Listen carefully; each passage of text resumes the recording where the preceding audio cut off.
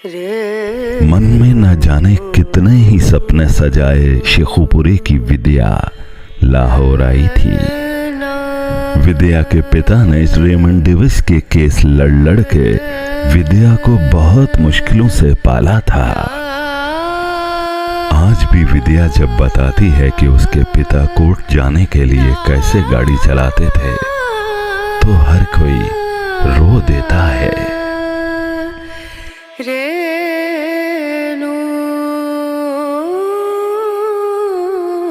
लाहौर में विद्या को मिली कुशल्या। दोनों में दोस्ती हुई और दोनों मिलके बकरीद पे लोगों के घरों में गोश्त लेने के बहाने घुस के मिलजुल के चोरियां करने लगी। यहाँ तक तो सब कुछ ठीक रहा, परंतु जब विद्या मिली नंदनी से तो कुशल्या विद्या से जलने लगी। नंदनी एक अमीर बाप की बेटी थी और उसके पिता JF-17 थंडर बना के बेचते थे। एरोनॉटिकल इंजीनियर ग्वाल मंडेला जहाज बनाने में अपनी महारत की वजह से पूरे विश्व में जाने जाते थे। कुशल्या ये जलन और ना सहन कर पाई और उसने विद्या पे तावीज करवाने के लिए इंग्लैंड की बंगालन बावी से राब्ता किया। शक्तिशाली बंगालन बावी अपने मंत्रों के माध्यम से पाकिस्तान की ना जाने कितनी ही औरतों की गर्दनें टेढ़ी कर चुकी है।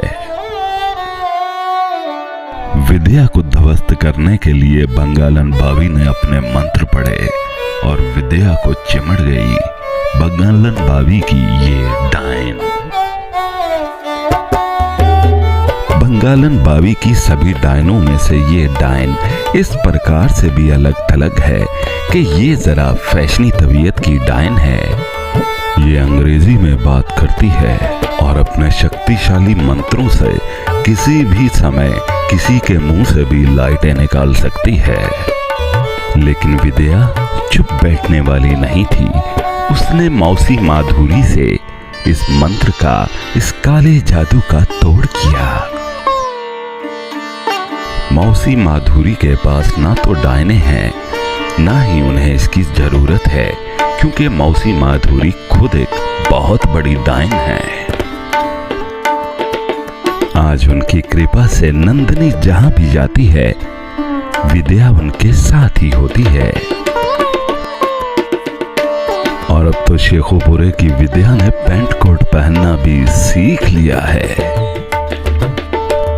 और अब वह हर मीटिंग में ऐसे बैठे होती है जैसे वो झूठ बोलने वाली इंफॉर्मेशन मिनिस्टर नहीं बल्कि नासा के मिशन मार्स की इंचार्ज है।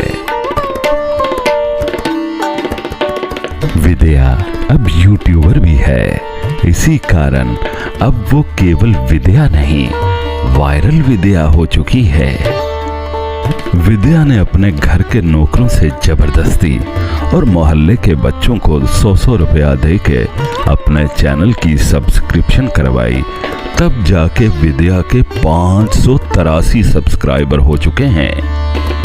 सब कुछ कर लेने के बाद अब वायरल विद्या आने वाली पीढ़ी को अपने चैनल पे झूठ बोलने की शिक्षा देगी। क्या वायरल विद्या अपने इस मिशन में सफल हो पाएगी? ये तो आने वाला समय ही बताएगा।